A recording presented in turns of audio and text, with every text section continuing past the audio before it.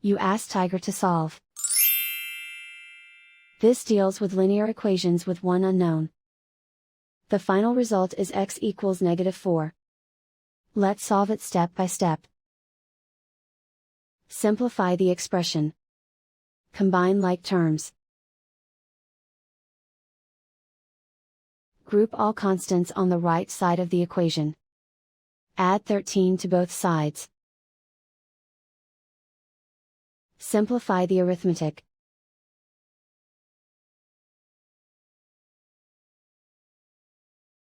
Isolate the x.